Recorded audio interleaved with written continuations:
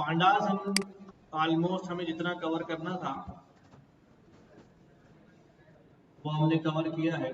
Pandas से related आपको एक दो प्रोजेक्ट्स मिल जाएंगे, ठीक है। मैं करता हूं आजकल में डेटा सेट्स। हाँ हाँ, क्या किया, रिकॉर्डिंग लगा दी। पांडास में जो है वो प्रोजेक्ट करने होंगे रिलेटेड टू डेटा एनालिटिक्स। अच्छा, अब डेटा एनालिटिक्स अगर हम परफॉर्म कर रहे हैं और हमारे पास, हमें अब कोशिश ये कर दें कि हम अब नोटबुक से बाहर निकल आए। क्या हो जाए,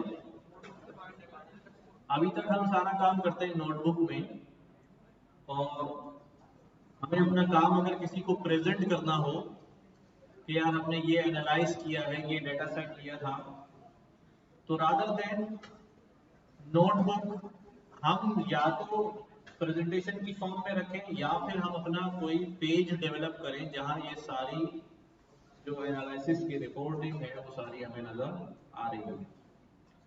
इसके लिए हम दो तीन काम करते हैं। एक तो काम ये होता है कि हम स्क्रैच से HTML CSS और इसके थ्रू जो है क्या करें, वेब पेज क्रिएट करें और वहां पर अपनी सारी रिपोर्टिंग जो है वो शो कराएं। लेकिन जाहिर है फिर उसके लिए HTML CSS और जावास्क्रिप्ट वगैरह ये सारी पढ़नी पड़ेगी। अगर हम चाहते हैं कि हम पाइथन में रहते हुए ये सारा काम कर लें, तो पाइथन के अंदर हम ये काम कर सकते हैं यूजिंग, एक तो ये है कि हम, ठीक है, यूजिंग ये काम जो है वो कर, स्ट्रीमलिट क्या करके देती है हमें, इंटरफेस डिजाइन करने में मदद देती है। कम कोड लिखना पड़ता है, ज्यादा काम हो जाता है। यानी वो चीजें जो HTML CSS से बटन बनाने हैं, ये करने हैं, फ्रेम बनाने हैं, ये लगाना है, ड्रॉप डाउन लगाना है, ये करना है, इसमें बहुत जान जोड़ों का काम होता है, टाइम कंज्यूमिंग होता है। हाँ हाँ, तो हम स्ट्रीमलीड के थ्रू ये काम जो है वो कर सकते हैं कि अपनी डैशबोर्डिंग जो है वो वहां पर बना सकते हैं और विजुलाइज कर सकते हैं। तो अब ये स्ट्रीमलीड का काम जो है ना, ये आपने खुद सीखना है, ठीक है। हाँ, आसान सा होता है, थोड़ा बहुत आप ट्यूटोरियल वगैरह सर्च करेंगे तो स्ट्रीमलीड आपको समझ में क्या चीज है। चलो हम ही बना के दे देंगे, ठीक है, मसला नहीं है। लेकिन कहने का मकसद ये कि क्लास में शायद इसको अब हम नहीं करेंगे। तो अब जो प्रोजेक्ट होगा, ठीक है, वो डेटा एनालाइज करेंगे और जो क्लींजिंग और सारे प्रोसेस है वो करने के बाद हमने सारी रिपोर्टिंग और सारे रिजल्ट जो है वो कहाँ दिखाने होंगे, स्ट्रीमलीड के थ्रू दिखाने होंगे, ठीक है।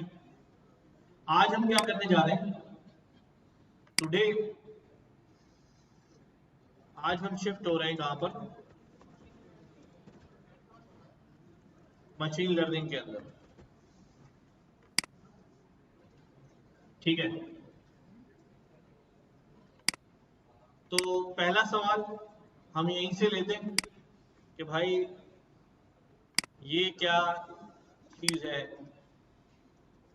Machine learning.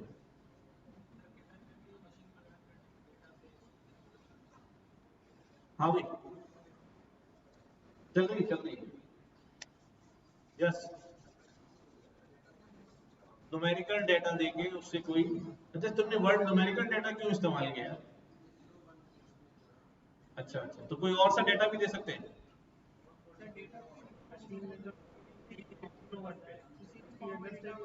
कुछ समझ नहीं आ रहा, तीन तीन बंदे बोल रहे हैं, मेरा एक ही दिमाग से बताएगा। चलो बोलो।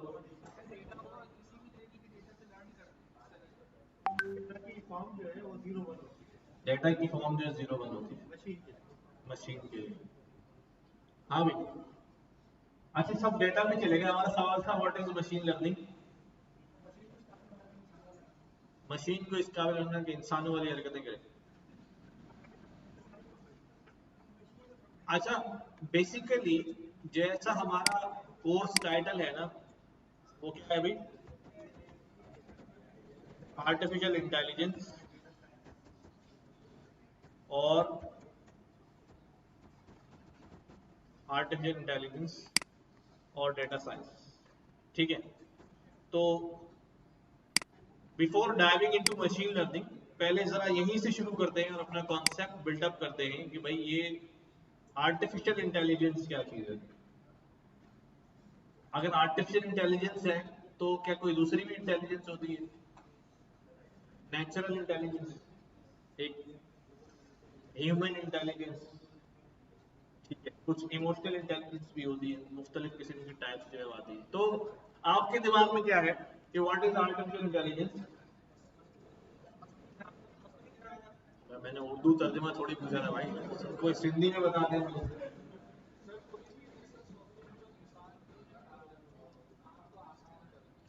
कोई भी ऐसा सॉफ्टवेयर जो इंसान के काम को आसान कर दे। और आप, अच्छा जी, मैं कोई आपसे ये नहीं पूछ रहा हूँ कि आप मुझे एग्जैक्ट डेफिनेशन बताओ, मैं आपका वर्जन सुनना चाह रहा हूँ भाई।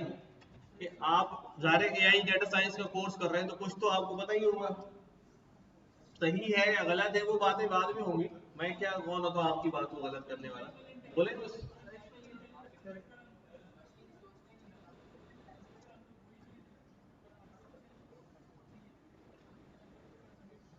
ठीक है, ठीक है, नेचुरल इंटेलिजेंस को आर्टिफिशियली करवा सके। और यहाँ से कुछ पूछ रहा था। हाँ हाँ, सोचने के काबिल बनाना, एक किस्म का डेटा।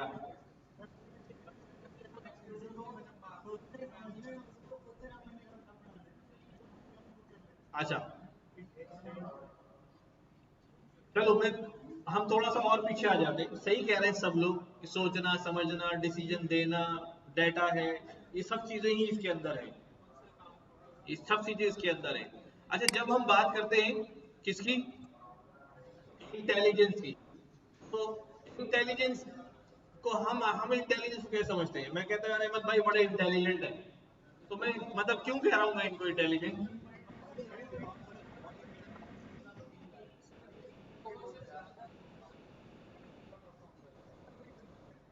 फैसला करने की सलाहियत, एफिशिएंट। देखो इधर से वर्ड आया बड़ा अच्छा, एफिशिएंट। और डिसीजन मेकर, हाँ हाँ, इफेक्टिव। देखो कॉमन सा वर्ड है ना, हम कहते हैं यार ये बड़ा इंटेलिजेंट बच्चा है, ये बड़ा इंटेलिजेंट स्टूडेंट है, तो हम क्यों कह रहे थे उसे? हाँ, उसकी परफॉर्मेंस पे। परफॉर्मेंस से क्या मतलब है कि वो काम बड़ा अच्छा करता है। हाँ, रिजल्ट ओरिएंटेड, एक्यूरेट करता है। अच्छा, देखो यहाँ यहाँ से जो है ना, यहाँ से चीजें निकलती हैं। जैसे उसने कहा कि भाई एफिशिएंट और एक्यूरेट। अच्छा, एक ऐसा प्रोग्राम लिखूं मैं, एक ऐसा प्रोग्राम लिखूं कि जिससे मैं सवाल पूछूं तो चांस हो कि वो 100 दफा सवाल पूछूं तो चांस हो कि वो 95 टाइम्स जवाब सही दे, और चांस हो कि 5 दफा जवाब गलत होने की भी चांस हो। और एक ऐसा प्रोग्राम लिख दूं कि जिसके अंदर गलती का कोई चांस नहीं है, तो अच्छा प्रोग्राम कौन सा है? सेकेंड वाला। हाँ, सेकेंड वाला, कि जिसके अंदर जो है वो गलती का कोई चांस है ही नहीं। अच्छा, अब आप लोग बताएं, अपनी इसी बात से बताएं एक अच्छी सी इसकी, हम रियल लाइफ एग्जांपल लेते हैं। जैसे हम ऑफिस में एक बंदा होता है ना, ऑफिस में एक लड़का होता है जिसे हम छोटा तो नहीं कहते, होटल पे उसे ऑफिस बॉय ही होता है हमारे पास। ठीक है, कैसा बंदा होता है ये? अच्छा, मेरे एक्सपीरियंस में ये सारे बंदे जो है ना बड़े जबरदस्त है ना? कि उससे जितना काम बोलो ना उतना ही करता है, उससे 1 इंच भी आगे पीछे नहीं होता, है ना? ऐसा होता है नहीं होता? आपने बोला ना यार ये फला बिल्डिंग में जाना, रूम नंबर 13 में ये फला अजमल साहब बैठे, उनको ये डॉक्यूमेंट दे देना। अब अजमल साहब अगर नमाज पढ़ने गए हैं ना तो बराबर वाले को देखे नहीं आएगा कि आए तुमको दे देना, लेके आ जाएगा, लेके आ जाएगा। अच्छा ये बताओ, अब यहीं से बात चलेगी, देखो ये बताओ, वो जो काम किया उसने डॉक्यूमेंट लेके आ गया, आपको गुस्सा क्यों आ रहा है? लेकिन जो इंस्ट्रक्शन आपने दी थी उसने वो तो पूरी करी। आपने कहा था रूम नंबर जाना, अजमल साहब को डॉक्यूमेंट देके आना, जब वो वहां नहीं है तो डॉक्यूमेंट नहीं दिए, उसने घर आ गया। हाँ भाई, काम एफिशिएंट हुआ नहीं हुआ? क्यों? जैसी आपकी इंस्ट्रक्शन थी वैसा हुआ। एफिशिएंट की डेफिनेशन तो यही थी ना भाई, एफिशिएंट की डेफिनेशन तो यही होती ना, जैसी मेरी इंस्ट्रक्शन थी वैसा काम हुआ। लेकिन ये इंटेलिजेंट नहीं था, एफिशिएंट तो था, इंटेलिजेंट नहीं था, है ना? उसे 2 नोट दे दो यार, एक 50 की चाय ले आना, 50 का बिस्किट ले आना, रास्ते में भूल जाए कौन सी की चाय लेनी है, कौन से का बिस्किट लेना है ना? ये होता है हमारा एफिशिएंट प्रोग्राम, जो 100% सही काम करता है, गलती करता ही नहीं है। क्यों गलती नहीं करता? क्योंकि वो खुद से डिसीजन लेता ही नहीं है, क्योंकि वो खुद से डिसीजन लेता ही नहीं, जैसी इंस्ट्रक्शन होती है उसी के मुताबिक काम करता है। जैसा कि प्रोग्राम हम अब तक लिखते आए हैं, जितने हमने इफ एल्स के प्रोग्राम लिखे, वो कैसे चल रहे हैं? वो ऐसे ही चल रहे हैं कि जो रूल्स हमने क्या किए हुए डिफाइन किए हैं, वो देखता है कि वैल्यू आई कहाँ मैच हो रही, इधर इधर इधर इधर इधर इधर, नहीं तो एल्स चल गया भाई, नहीं मैच हो रही, है ना? वो अपने पास से कुछ कर ही नहीं सकता, वो अपने पास से कुछ कर ही नहीं सकता। ऐसे प्रोग्राम का आउटपुट 100% सही है, बट ये एफिशिएंट प्रोग्राम है, इंटेलिजेंट नहीं है। बिकॉज क्योंकि ये क्योंकि ये क्योंकि ये लर्न नहीं कर रहा, सीख नहीं रहा। इसको यहां से भेजा कि बेटा ये सामने से बस मिलेगी, इस बस में बैठना, सदर चले जाना, वहां से सामान खरीद के ले आना। अब वो रोजाना जाता है उसी बस में उसी बस में, एक दिन वो बस नहीं आई, वो जा ही नहीं रहा, सीख ही नहीं रहा कि भाई दूसरी भी हो सकती है, रिक्शा भी हो सकता है, जिंजी भी हो सकता है, दूसरी बस भी हो सकती है, चला जाए यहाँ से रोड जाके पार करके चला जाए, नहीं जाएगा, है ना? बोला वो तो वो एफिशिएंट है, वो कहेगा आपने सिखाया ही नहीं, लेकिन वो इंटेलिजेंट। जैसे हम लोग हैं, हम सारे एफिशिएंट हैं, हमें सारे कानून पता होते हैं, सड़क पे कब सिग्नल बंद होता है कब खुलता है, लेकिन हम वक्त आने पर हम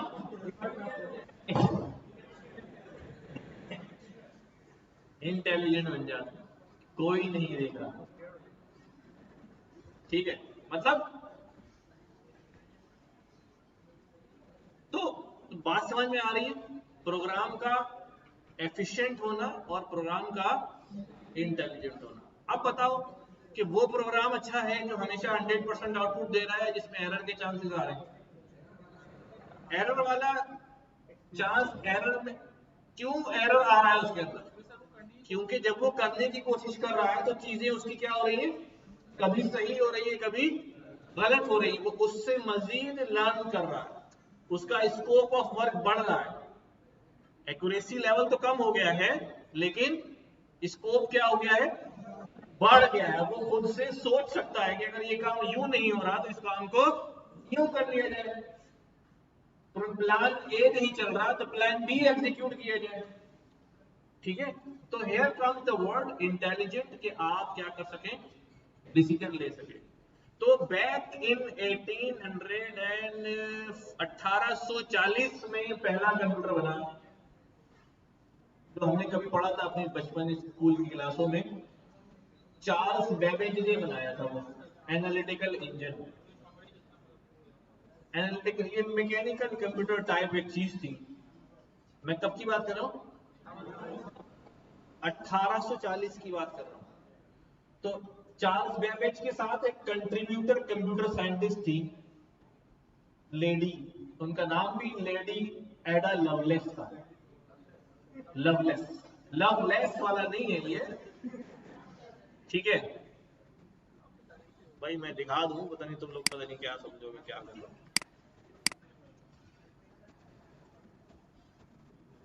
ये वाला लेस है भाई, ठीक है। 19th सेंचुरी की जो है ना कंप्यूटर साइंस, जब वो चार्ल्स बेबेज का एनालिटिकल इंजन बना और उसे पेश किया गया, तो इस खातून ने उस वक्त ये सवाल उठाया था, जो बात हम आज डिस्कस कर रहे हैं ना।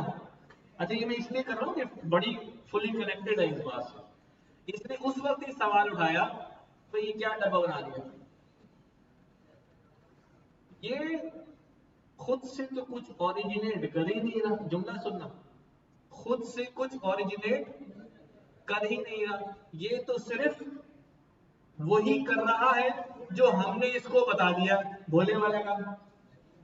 हाँ, लकीर का फकीर, कि ये तो वही भाई, प्रोग्राम उन्हीं रूल्स में चलता है ना जो हमने लिखे होते। तो जब सारे काम मुझे पता है, मैं ही तुम्हारे अंदर रूल इंजेक्ट कर रहा हूं, तो एफिशिएंट तो हो सकता है। मेरे किस काम का, मेरा सिर्फ ये है कि मेरे बिहाफ पे ये काम कर रहा है। मैं पहले खुद चाय लेने जाता था, किसको चाय लेने भेज दिया, है ना। 50 के पापे 50 की चाय, इस वाले के पापे। अब वो वाली बात आ गई। तो ये जो इसका जवाब था, ये 19th सेंचुरी में दोबारा इसको एड्रेस किया। किसने एड्रेस किया? एलन ट्यूरिंग ने। एलन ट्यूरिंग जो है ये एआई साइंटिस्ट कहलाता है, जिसने ये एक पेपर पब्लिश किया और उसके अंदर इसने कहा, इसका नाम, उस पेपर का जो टाइटल था वो यही था कि लवलेस, जो एडा लवलेस है उसका ऑब्जेक्शन। उसने कहा कि कोई डिवाइस, इंटेलिजेंट डिवाइस तब हो सकती है कि उसने यहां पर एक टेस्ट डिजाइन किया। क्या डिजाइन किया? एक टेस्ट डिजाइन किया, जिसे ट्यूरिंग टेस्ट कहते हैं। अगर आप एआई के स्टूडेंट हैं और ट्यूरिंग टेस्ट के बारे में नहीं पता, तो फिर कुछ भी नहीं पता। मतलब अभी आप पहली बार पढ़ रहे हैं, लेकिन ये आप, तो ट्यूरिंग ने ये टेस्ट डिजाइन किया।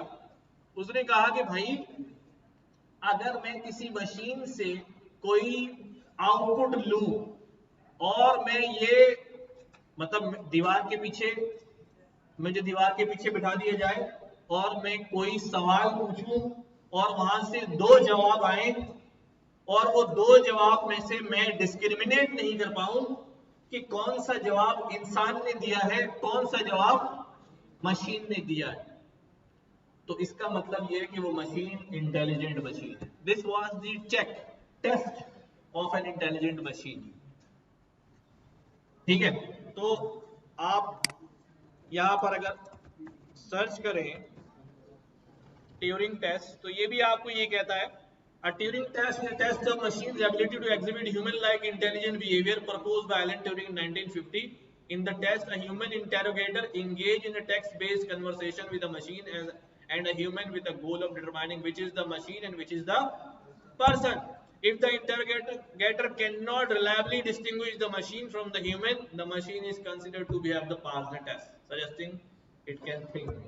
इसका मतलब वो मशीन अब सोच सकती है। आज ऐसा है नहीं है।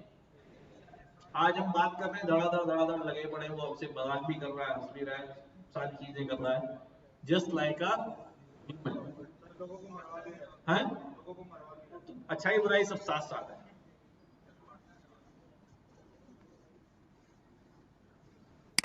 तो इंटेलिजेंट मशीन की ये उसी की डायग्राम है सारी, कि दीवार के पीछे ये दोनों जो है ना वो जवाब दे रहे हैं, कंप्यूटर भी और ह्यूमन भी, और यहाँ बैठा बंदा जो है वो इंटरोगेटर गैस नहीं कर पा रहा कि इनमें से इंसान का जवाब कौन सा है और मशीन का जवाब कौन सा है।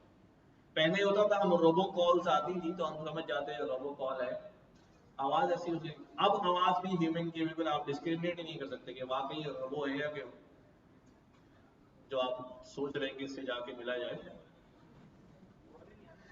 करना चाहिए नहीं करना चाहिए, ठीक है। अच्छा,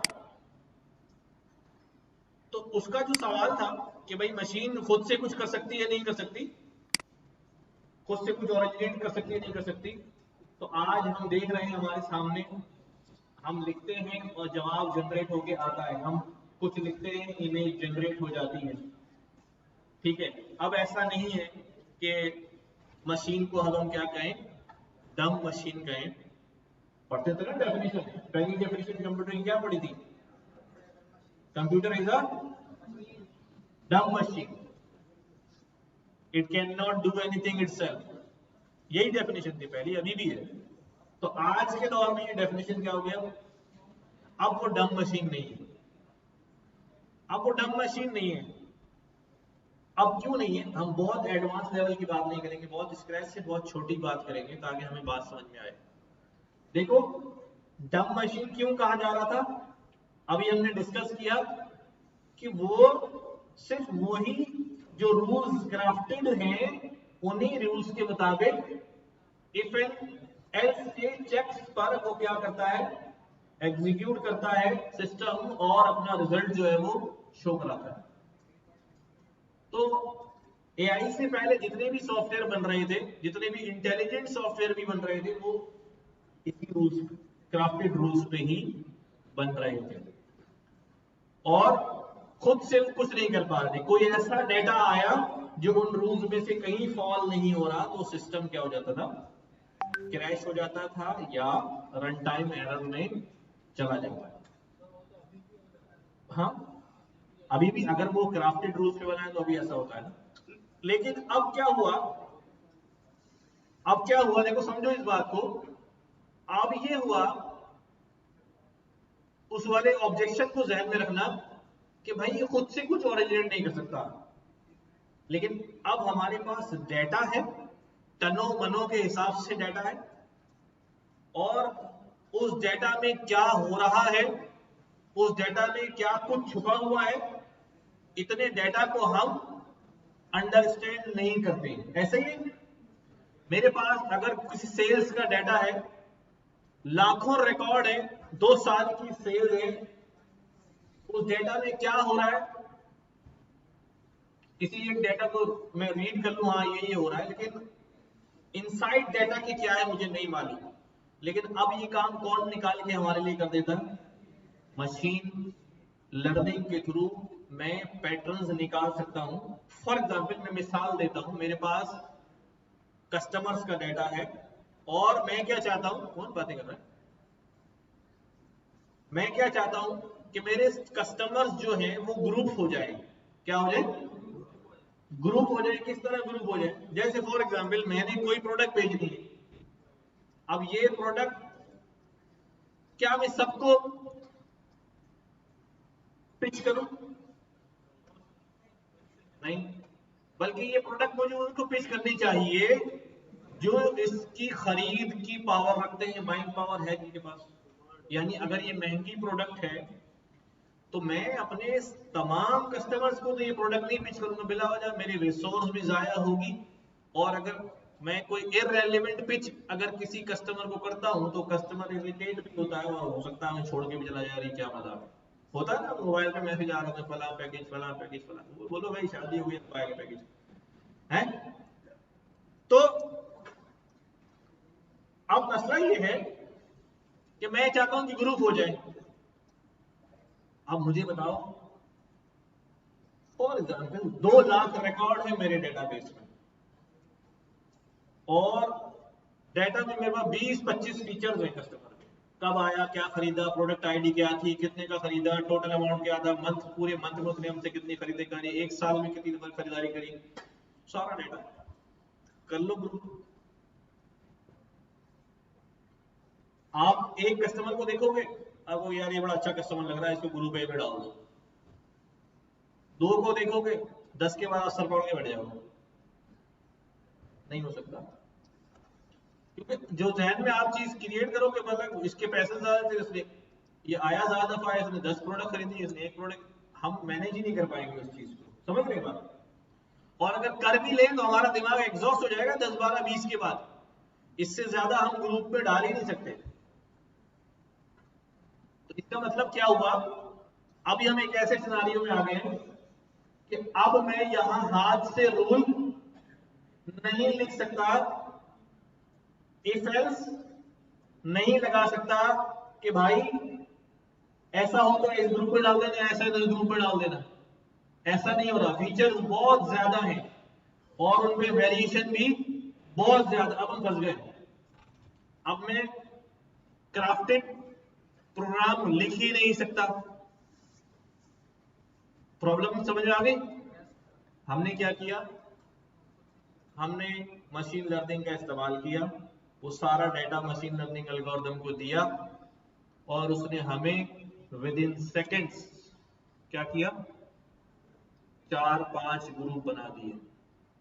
और जो एक ग्रुप बनाया है, जब आप उसको स्टडी करेंगे तो यू विल सी कि उसमें जो लोग लाए कर रहे हैं उनके बिहेवियर, उनके पैटर्न तकरीबन एक जैसे हैं। दूसरी ग्रुप को स्टडी करेंगे तो यू विल सी कि जो आप ग्रुप को के अंदर जो लोग आ रहे हैं उनके पैटर्न, उनके बिहेवियर तकरीबन एक जैसे हैं। तो जो 5 ग्रुप या 4 ग्रुप जितने हमने उससे बनवाए हैं, वो सारे 2 लाख कस्टमर जो है वो क्या हो गए। ये काम किसने करके दिया? ये ऐसी बात थी जो हम नहीं जानते थे, किसने जान की थी? तो यहां से क्या हो गई, वो इंटेलिजेंट हो गई। एडा लवलेक्स का जो ऑब्जेक्शन था, मैंने आपको नई तरह से उसको एक्सप्लेन कर दिया। उसने कहा था खुद से कुछ ओरिजिनेट नहीं करता, इसलिए डम मशीन है, इसलिए ये डम मशीन है। लेकिन अब मशीन क्या कर रही है, करके दे रही है वो चीज हमारे बताए बगैर, खुद ढूंढ के हमें करके दे रही है। बात समझ में आई?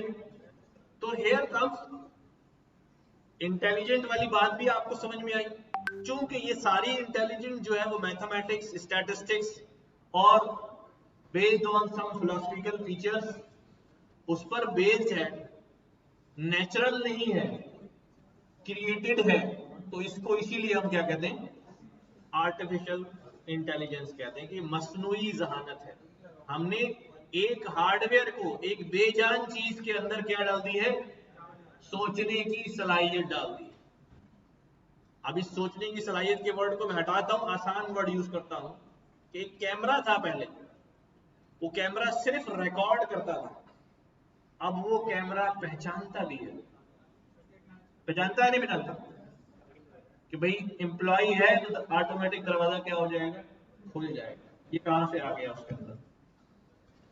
ये हमने उसको ट्रेन कर दिया। अब वो हार्डवेयर, वो जानदार चीज नहीं है। समझ रहे हैं? तो दैट्स वेयर ये वर्ड आता है हमारे पास, आर्टिफिशियल इंटेलिजेंस। ठीक है, आर्टिफिशियल इंटेलिजेंस। ये वर्ड पहली बार कब इस्तेमाल हुआ? 1950 या 56 में जो है वो ये बुनियाद रखी गई। यस,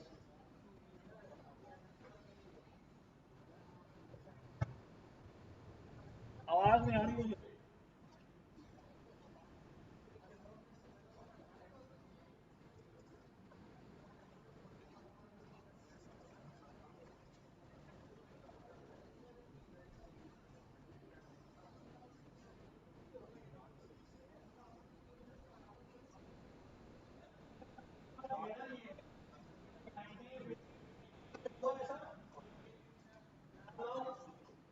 कॉलेज है,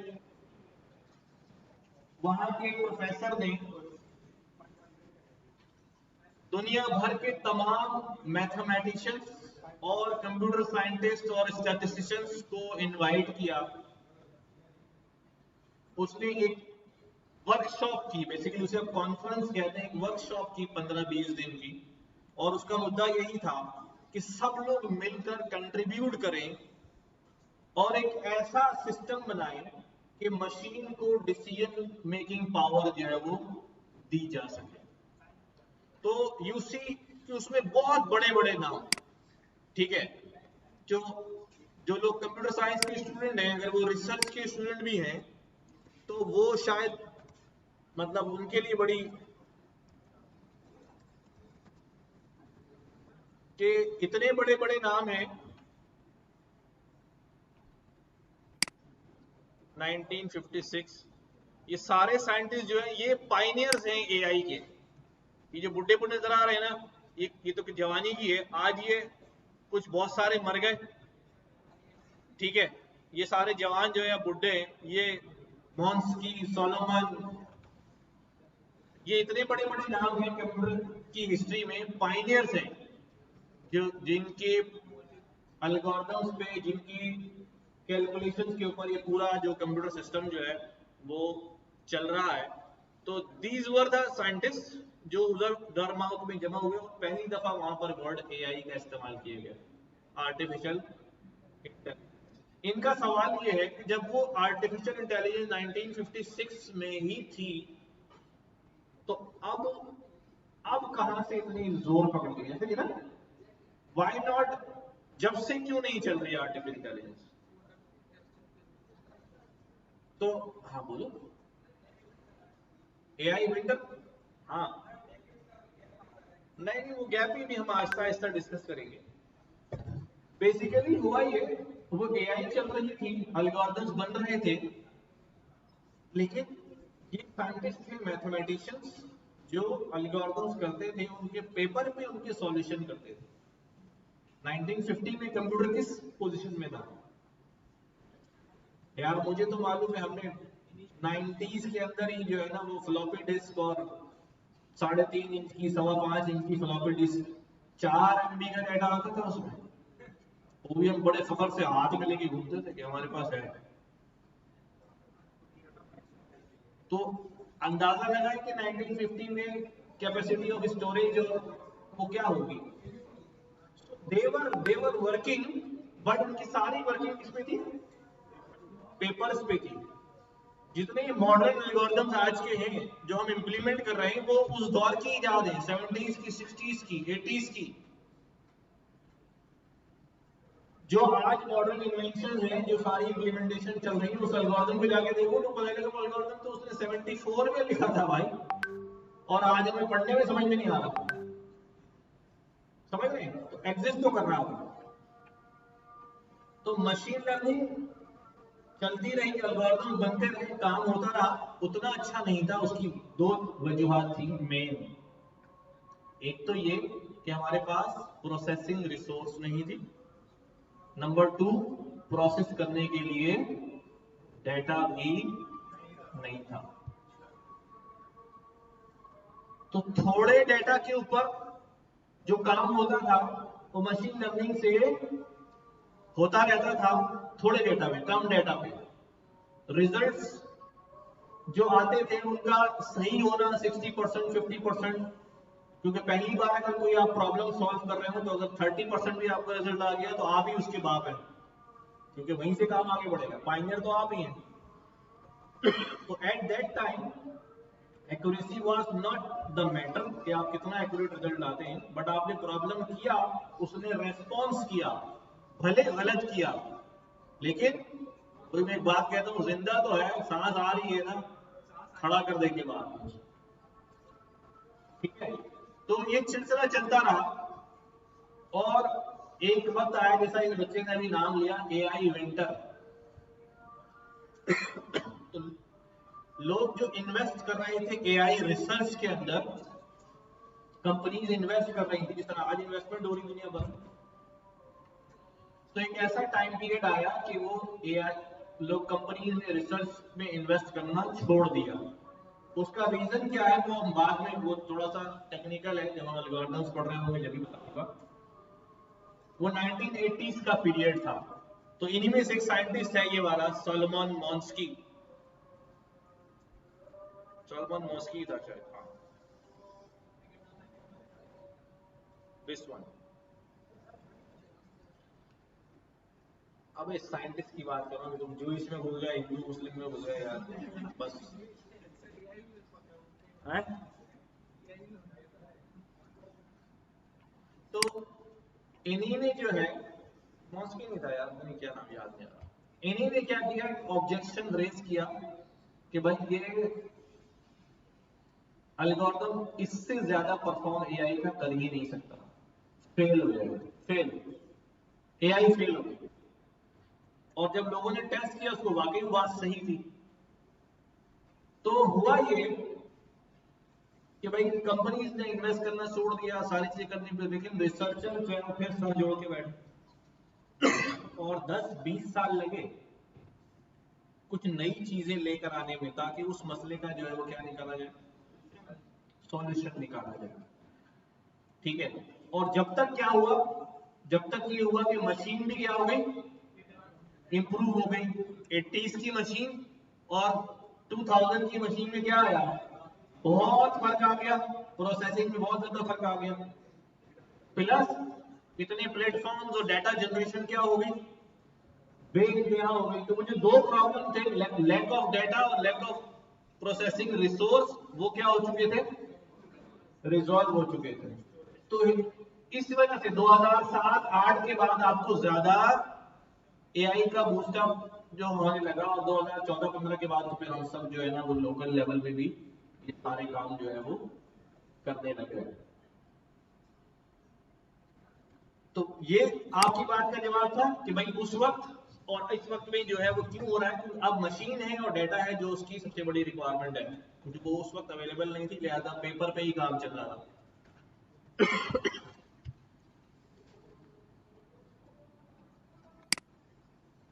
अच्छा भाई, तो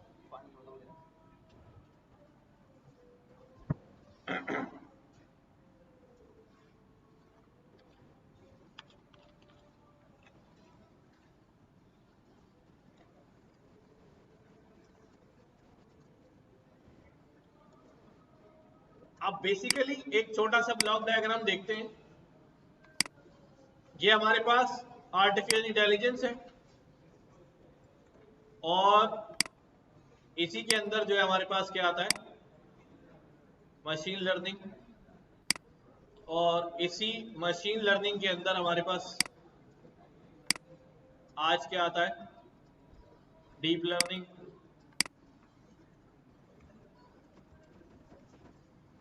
ठीक है। और फर्दर जो है वो अब आजकल जो है किस पे काम हो रहा है, न्यूरल नेटवर्क डीप लर्निंग ही है बेटा, ट्रांसफॉर्मर्स। ठीक है। तो आप चाहे मशीन लर्निंग में काम कर रहे हो, डीप लर्निंग में काम कर रहे हो, या आज के मॉडर्न दौर में जनरेटिव एआई और एजेंटिक एआई में काम कर रहे हो, आप क्या कर रहे हैं, बेसिकली एआई में ही काम कर रहे हैं। इनके अलावा भी डोमेन होते थे, these domains were symbolic AI. ये सिंबॉलिक एआई वही थी, क्राफ्टेड रूल्स वाली, कि स्मार्ट सिस्टम काम करते थे, बट ये स्मार्ट सिस्टम लर्न नहीं करते थे, बल्कि हमारे क्राफ्टेड रूल्स पर ही जो है वो काम कर रहे होते थे। एक दूसरी ब्लॉक डायग्राम जिससे कुछ चीजें क्लियर होंगी, वो क्या है हमारे पास, कि हमारे पास जो पुराना पैराडाइम था,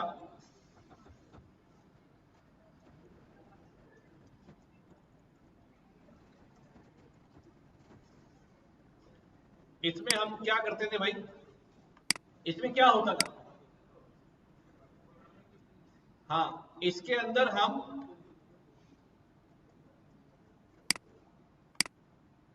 क्या करते हैं भाई, रूल्स लिखते हैं और डेटा लिखते हैं। क्या क्या करते हैं, रूल्स देते हैं और डेटा देते हैं, और जवाब में हमारे पास क्या आता है, जवाब में क्या आता, जवाब ही है निकल के। जरा समझना। नहीं नहीं, लैपटॉप पे चल रहे हैं ना, इसलिए मसला नहीं है।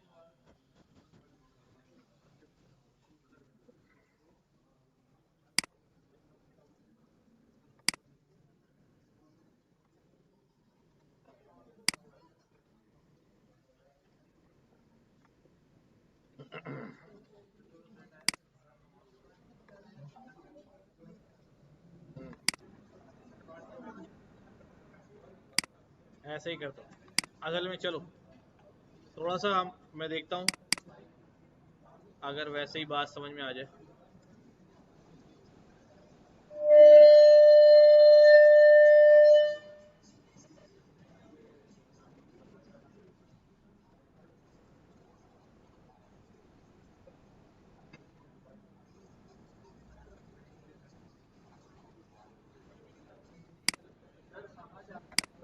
यही कर रहा हूँ।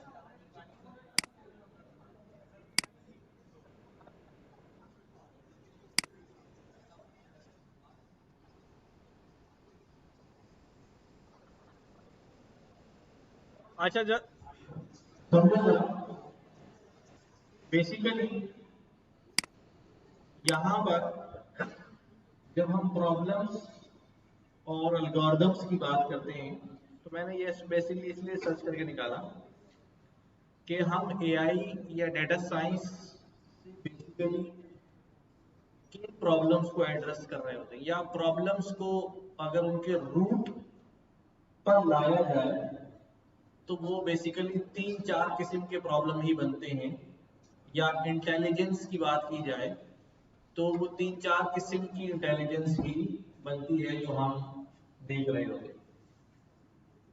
ठीक है, तो ये यहाँ 5 क्वेश्चंस की बात कर रहे हैं, तो वो 5 क्वेश्चन से फिर हम बात आगे बढ़ाते हैं कि वो क्या है। देखें,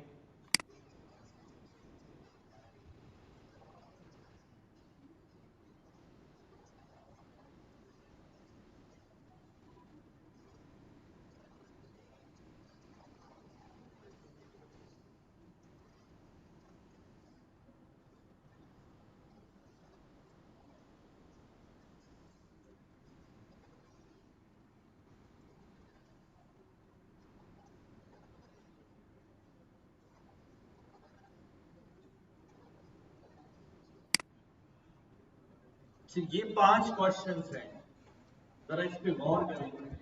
इज दिस ए और बी? हमारी लाइफ में इज दिस ए और बी ऐसा होता है, ट्रू और फॉल्स? और सोचो। अच्छा, we have unlimited is this A और B? Basically this is known as classification. क्या ये जो मुझे नजर आ रहा है वो ए है या? आप कितनी क्लासिफिकेशन करते हैं दिन में? मल्टीपल नहीं, मिलियंस। मिलियंस भी कम कह रहा हूं। क्यों भाई? आप किसी चीज को देख रहे हैं तो आप उसे क्लासिफाई कर पा रहे हैं ना कि ये क्या चीज है? पानी की बोतल है? नहीं है। क्या है? ये भी सेलफोन है। आप सोचो कि मैं राह चलते देखते यहाँ बैठे कितनी चीजों को देख रहा हूं।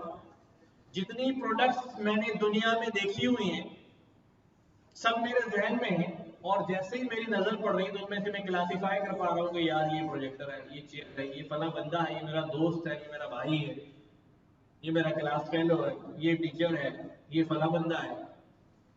तो देख रहे हैं आप? तो ह्यूमन माइंड इनफाइनाइट क्लासिफिकेशन जो है वो कंटिन्यूअसली क्या करता रहता है? प्रोसेस करता रहता है। और ह्यूमन माइंड जो है वो चीजों को आइडेंटिफाई करता रहता है कि ये क्या है। तो ए और बी जो है वो एक प्रॉब्लम है जो एज अ नेचुरल इंटेलिजेंस हम हर वक्त क्या कर रहे होते हैं? बहुत सारी चीजों पे अप्लाई कर रहे होते हैं, बहुत सारी चीजों पे अप्लाई कर रहे होते हैं। ठीक है, फिर दूसरा, इज दिस वियर्ड? वियर्ड से मतलब है ये कौन है यार, ये मैं कहाँ आ गया? अजीब, ये क्या चीज है यार? इसको कहते हैं एनॉमली। वो जो मेरे डेटा में नहीं है, पहली बार आया है, क्या कहलाता है? Outlier, anomaly. तो ऐसा भी हमारे साथ बहुत दफा होता है, एनॉमली। तो इज दिस वियर्ड? क्या ये चीज मैं नहीं जानता हूं? हाउ मच और हाउ मैनी, ये क्या होता है?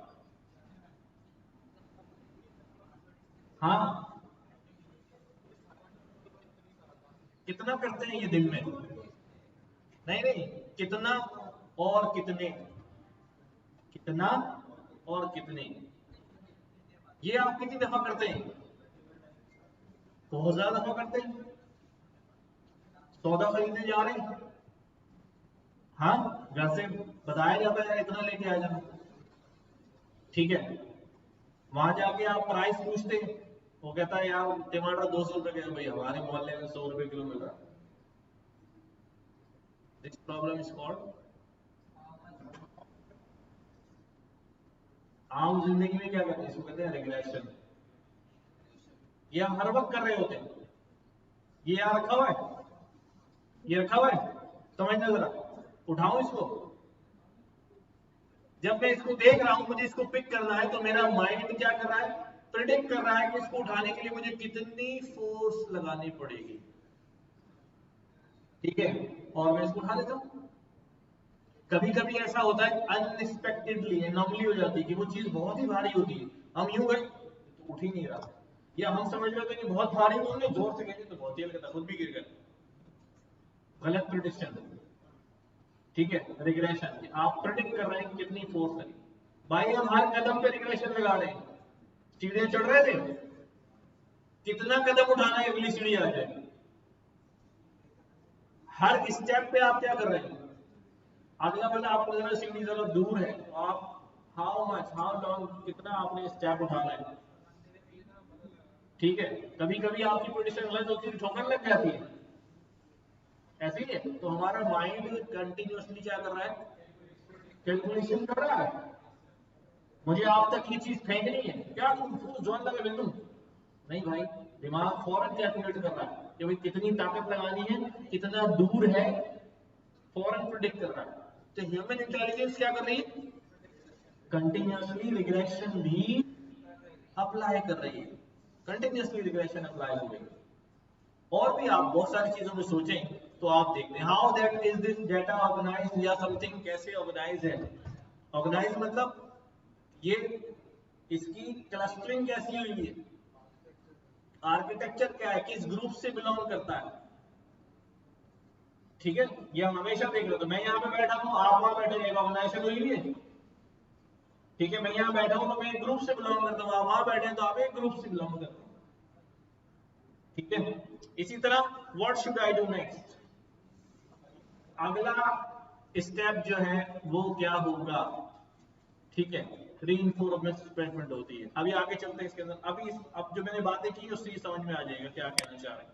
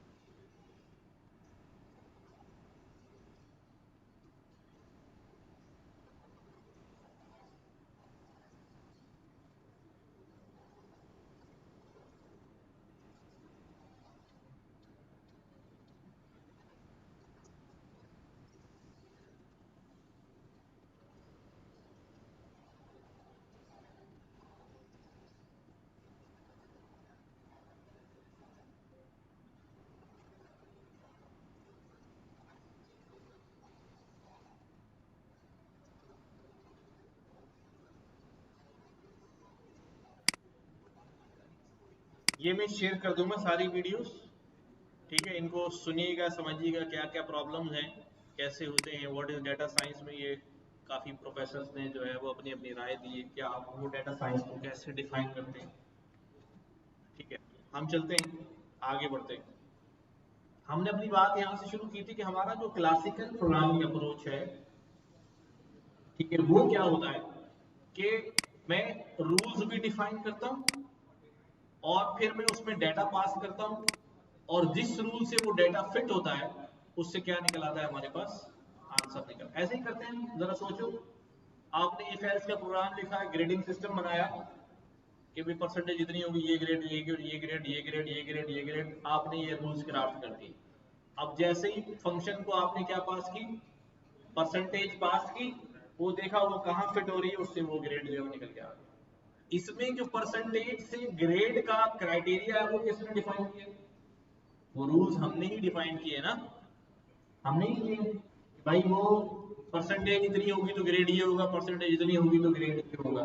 तो रूल्स भी हम डिफाइन करते हैं और डेटा भी हम ही डिफाइन देते हैं उसको। लेकिन जो मशीन लर्निंग अप्रोच है, इस अप्रोच के अंदर क्या होता है, ठीक है, इस अप्रोच के अंदर जो है मशीन लर्निंग में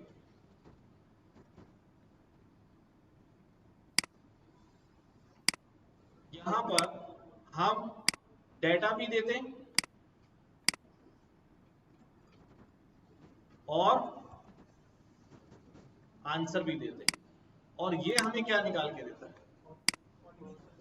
ये हमें निकाल के देता है रूल। क्या निकाल के देता है, रूल। ठीक है, ये जो दो ब्लॉक डायग्राम है, ये पूरे इस कॉन्सेप्ट को क्लियर कर रही है कि जो हमारे पास क्राफ्टेड रूल्स पर चलने वाले सॉफ्टवेयर होते हैं वो कैसे काम करते हैं, और जो मशीन लर्निंग के सॉफ्टवेयर होते हैं वो कैसे काम करते हैं। अच्छा, किस किस को ये बात समझ में आ रही है कि हम इसको डेटा भी देते हैं, आंसर भी देते हैं और हमें रूल निकाल के देता है। आंसर क्या मतलब, हाँ हाँ, ये भी हो सकता है।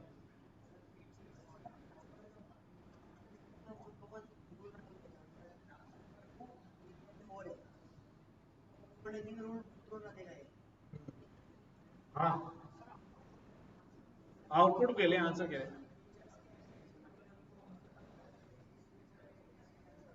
ठीक है। अच्छा, इस बात ये थोड़ा सा हजम नहीं होता, समझ में नहीं आता कि भाई ये क्या बात है कि हम डेटा भी देते हैं, आंसर भी देते हैं और रूल निकाल के देता है, ठीक है। इसके लिए हम छोटी सी एक एक्टिविटी करते हैं। This activity will tell everything, इससे आपका बुनियादी जो दिमाग में कॉन्सेप्ट है बिल्कुल सॉफ्ट क्लियर हो जाएगा, ठीक है। उसमें मैं क्या करता हूं,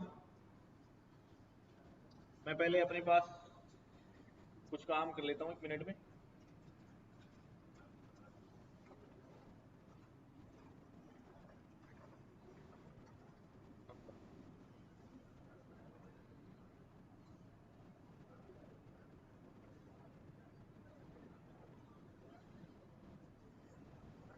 क्या कर रहा हूँ भाई,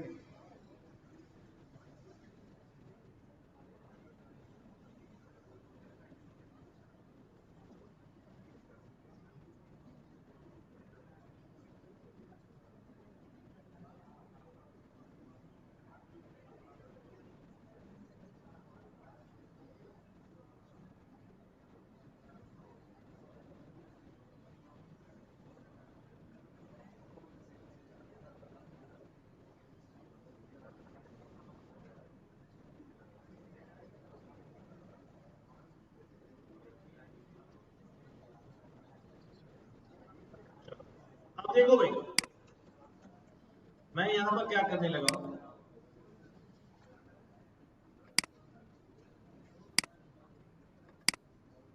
समझना जरा।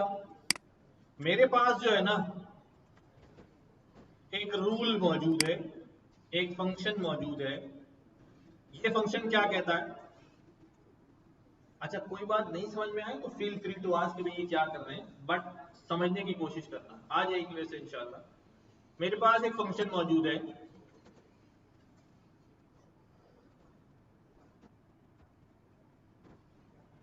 ठीक है। इसमें x जो है ये मेरा इनपुट है और y जो है ये मेरा आउटपुट। अब मुझे क्या करनी है, x की बहुत सारी वैल्यूज डालनी है, तो मुझे बदले में क्या मिलेंगे, y मिलेंगे। अच्छा आप बताओ, x की वैल्यू अगर मैं 0 लिख दूं तो y की वैल्यू क्या होगी, हाँ -1 होगी। x की वैल्यू अगर मैं -1 रख दूं तो y की वैल्यू क्या होगी, -3 हो जाएगी। x की वैल्यू अगर मैं 2 रख दूं तो y की वैल्यू कितनी हो जाएगी, 3 हो जाएगी। x की वैल्यू अगर -2 रख दूं तो -5 हो जाएगी। ठीक है, x की वैल्यू अगर -3 रख दूं तो -7 हो जाएगी। ठीक है, अच्छा देखो यहां पर क्या हो रहा है, ट्राई टू अंडरस्टैंड। हमारे पास रूल मौजूद है, हमने क्राफ्ट किया, उस रूल में मैं डेटा इनपुट कर रहा हूं, मुझे रूल क्या निकाल के दे रहा है, आउटपुट निकाल के दे रहा है। ये कौन सी अप्रोच है, रूल मेरे पास है, मैंने खुद डिजाइन किया है, डेटा मैंने फीड किया, उसने मुझे वाई में आउटपुट निकाल के दे दिया। सिंपल, यही करते आए। ठीक है, now here comes the thing, वही वाली बात। तो इधर मशीन ने कौन सा इंटेलिजेंट काम किया, कोई नहीं, रूल मेरे पास तो डेटा दे रहा हूं, कोई निकाल मैं कैलकुलेट करके। बट प्रॉब्लम कहां आती है, जहां मेरे पास क्या हो भाई,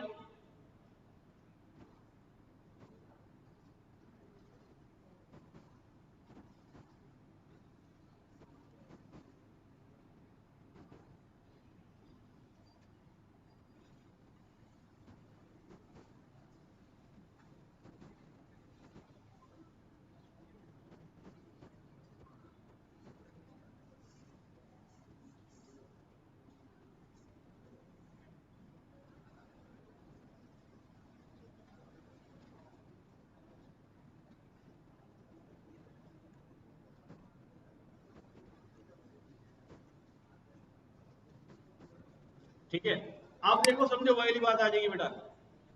अब मेरे पास इनपुट भी है और आउटपुट भी है, डेटा भी है और आंसर भी है, लेकिन अब मुझे ये नहीं पता कि ये जनरेट कैसे हुए। समझ रहे हो बात, जो हम बात कर रहे थे, we have enormous amount of data, लेकिन उनके दरमियान क्या हो रहा है, क्या पैटर्न है, हमें मालूम ही नहीं।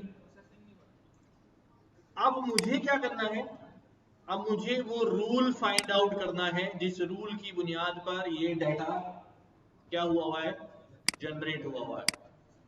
तो कोई बता सकता है, कोई बता सकता है कि भाई ये क्या रूल है, चलो इतना बताए दो कि जिस तरह ये लीनियर रूल है ना, ये भी लीनियर ही है, यानी y is equal to mx plus b, linear rule है। ठीक है, तो क्या होना चाहिए, अब मुझे बताओ इस लीनियर रूल के अंदर y भी मुझे गिवन है और x भी गिवन है, तो क्या चीज मिसिंग है, m और b, स्लोप और इंटरसेप्ट। ये दो चीजें अगर मुझे पता चल जाएं तो हमारा डाटा आगे का प्रिंट हो जाएगा, ये सारा मैप हो जाएगा, लेकिन यही मुझे मालूम नहीं है। और मशीन लर्निंग क्या करती है, मशीन लर्निंग यही दो चीजें क्या करती है, डेटा में फाइंड करती है पैटर्न लर्न करके, जिससे रूल जनरेट हो जाता है। ठीक है, अगर हम ट्राई करें, अगर हम ट्राई करें फॉर एग्जाम्पल कि भाई ये हमारे पास,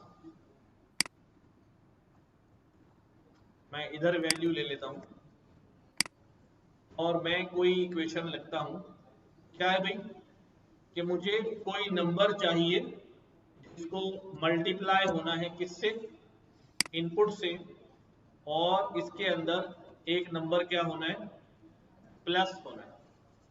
क्या रखूं वो नंबर आपके ख्याल में, हाँ, अगर कि मैं 2 रख देता हूं, मुझे क्या लाना है, -3 लाना है, तो 2 मल्टीप्लाई बाय 0 क्या हो जाएगा, 0। तो यहां पर क्या होना चाहिए, -3 होना चाहिए। सही हो गया। लेकिन ये तो एक डाटा के लिए हुआ है, यही रूल उस वक्त सही होगा जब ये सारी डेटा को क्या करेगा, सेटिस्फाई करेगा। जब सारे डेटा को सेटिस्फाई करेगा तो चेक करते हैं क्या रखा है हमने, क्या रखा था भाई, 2 मल्टीप्लाई बाय 1 प्लस क्या रखा था, -3। ये तो -1 आ रहा है, पहले भी ये रखा था ना, 2 multiply bye E7 -3, 2 multiply bye E8 -3, या 1 आ रहा है या +1 आ रहा है। इसका मतलब कुछ और मॉडिफिकेशन होगी। वापस चलते हैं, वापस चलते हैं। अब क्या रखूं, -2 रख लूं, और यहां पे क्या रखूं, +3 रखूं। तो ये +3 आ गया, नहीं तो पहले भी फेल हो गया। अब क्या करूं, अब क्या करूं भाई, सोचो सोचो, मुख्तलिफ पैटर्न सोचो, किसी को नहीं पता, मुझे पता है, मैंने लिखा हुआ है। 4 रख दूं, 4x -3, -3 हो गया।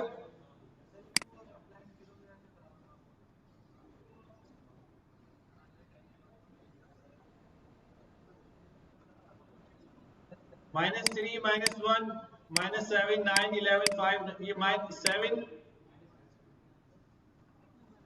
x की वैल्यू कितनी डाली। हमारा रूल क्या बना, पहले ये देखते हैं। हमारा रूल ये बना है, y is equal to 4x -3, यही बना है ना, 4x -3 ऊपर नजर आ रहा है, देखो, हाँ, 4x -3, तो 7 पे कितना हो रहा है अभी,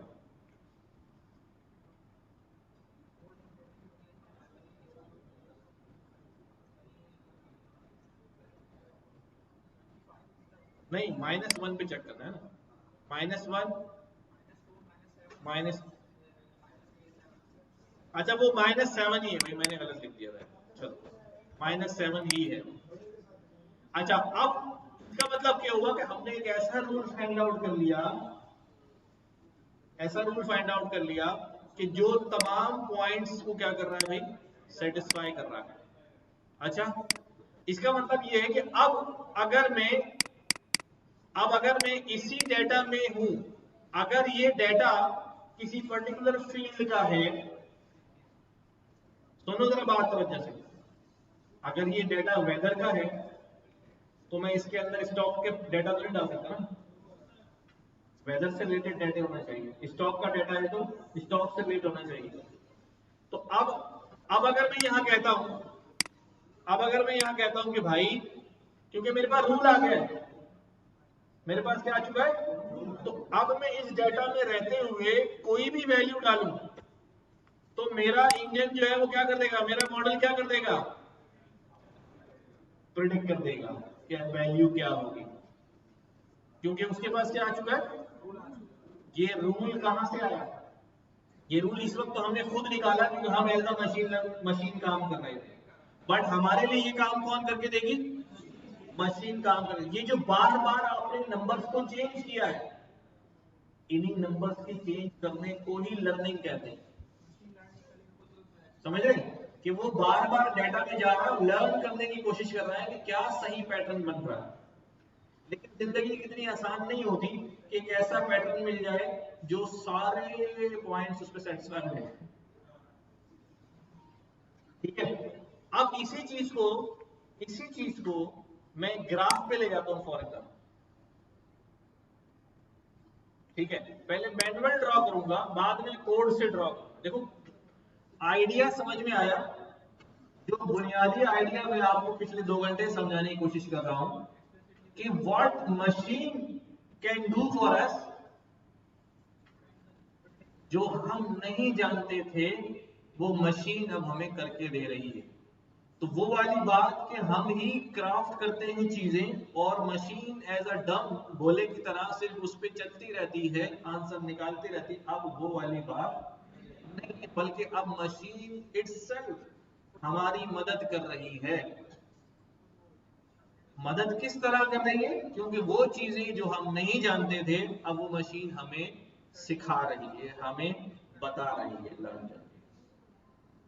तो इस वजह से हम कहते हैं कि this is the domain of artificial intelligence. Intelligence वो नहीं थी कि क्राफ्टेड रूल पे वो सिर्फ चलता रहे, जवाब देता रहे, बल्कि इंटेलिजेंस वो थी कि मैं ना भी बताऊं तो वो काम खुद ही कर ले। इस वक्त मैंने सिर्फ क्या दिया, एक्सपोज किया कि भाई प्रीवियसली डेटा, पास्ट डेटा में ये हुआ था तो उसके साथ ये हुआ था, ये हुआ था तो इसके साथ ये हुआ था।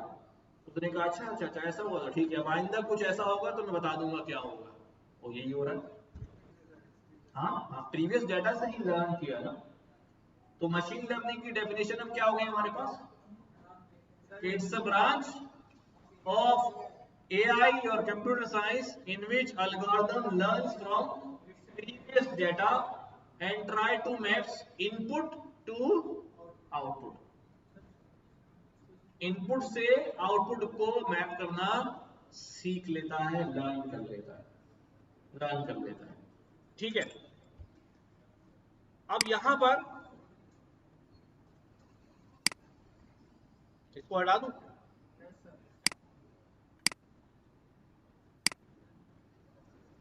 अब यहां पर हम अगर देखें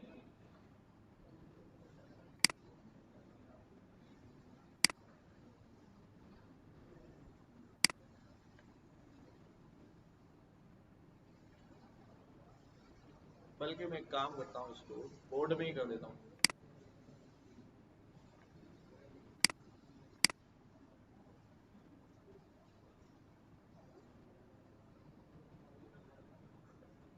हमारे पास क्या अभी कुछ डेटा था हमारे पास, ये वाला, सबसे पहले तो ये वाला था, ये फंक्शन था हमारे पास। मैं एक फंक्शन बनाता हूं, सबको फंक्शन बनाना तो आता ही होगा। एक टेस्ट फंक्शन बनाया, इसके पास x आएगा और ये फंक्शन क्या रिटर्न करेगा, क्या रिटर्न करेगा, y रिटर्न करेगा। ये y कैलकुलेट कैसे होगा, वो रूल मुझे मालूम है, अभी रूल मालूम है। क्या रूल है वो? y is equal to 2x minus 1, 2 multiply by x minus 1, ये वो रूल है। अब मैं क्या करता हूं, मैं यहां पर x क्या कर देता हूं, भेजना शुरू कर देता हूं। x की मेरे पास क्या वैल्यूज है, क्या वैल्यूज थी भाई? 0 माइनस 1 2 2 2 माइनस 2 3। देखो भाई क्या है, 0 माइनस 1 माइनस 1 2 माइनस 2 3 माइनस 3 और 3। 0 minus 1 2 minus 2 minus 3, 0 minus 1 2 minus 2 minus 3। हाँ बस सही सही। अब ये x है, मैंने क्या किया भाई, मैंने फंक्शन कॉल करना शुरू कर दिया, फॉर ए लूप चलाया मैंने, और मैंने कहा भाई टेस्ट का फंक्शन जो है वो कॉल होता रहे और इसके अंदर a की वैल्यू जाती रहे। तो क्या रिटर्न होता रहेगा हमारे पास, सॉरी क्या है, तो रूल मेरे पास मौजूद था, ठीक है, रूल मौजूद था और मैंने रूल में वो वैल्यूज पास की, तो उसने मुझे क्या दे दिया, ये हमारा पुराना स्टाइल है। हाँ, ये हमारा पुराना स्टाइल है। क्लासिकल अप्रोच में हम ये करते हैं कि हमारे पास एक फंक्शन होता है, रूल होता है, उसमें डेटा डालते हैं और हमें आउटपुट जनरेट करके देता रहता है। अब दूसरे केस में मेरे पास, मैं यहाँ पर एरे बना लेता हूँ, एरे में आसान हो जाता है काम, लूप नहीं चलाना पड़ेगा, इंपोर्ट भी कर लेते हैं।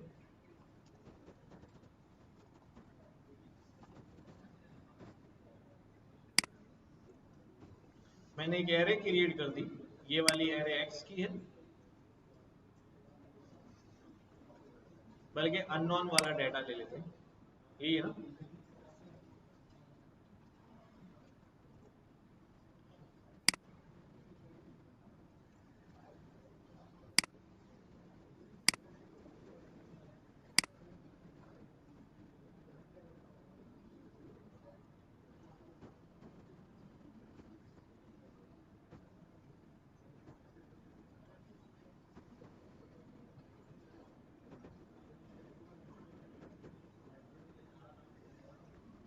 ठीक है, और मेरे पास क्या था भाई, y भी गिवन है, ठीक है। मैं क्या करता हूं भाई, ये y की वैल्यूज ले ली,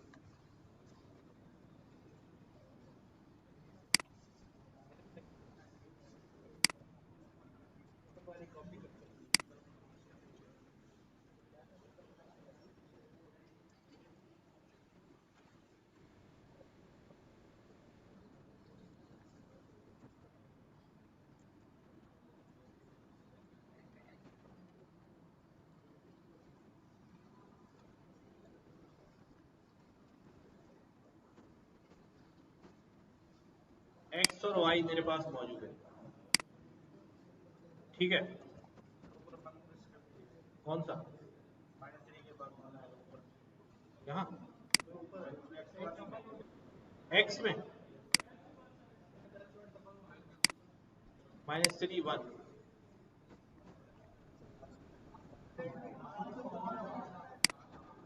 सही है, बराबर हो गए।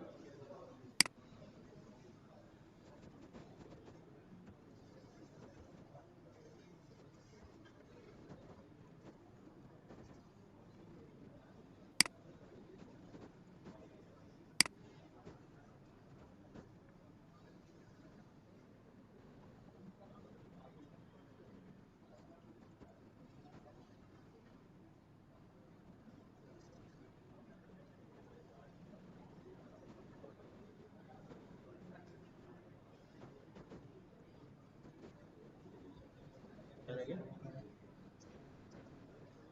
ये वाला,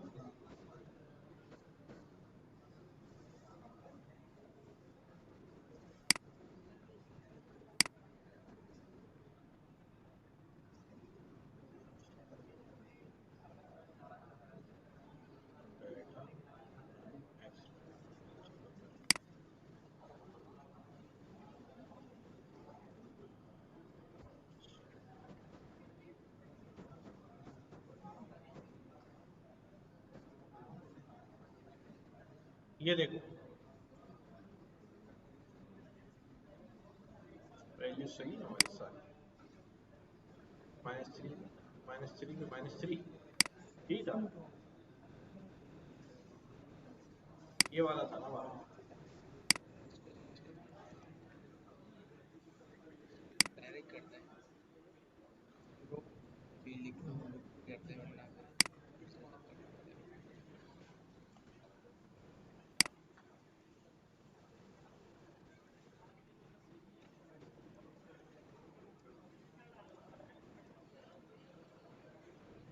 जीरो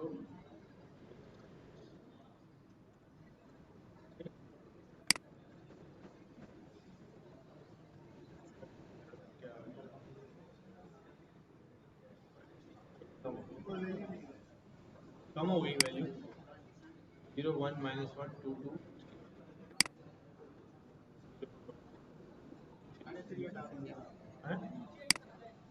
नीचे ज्यादा हो गया।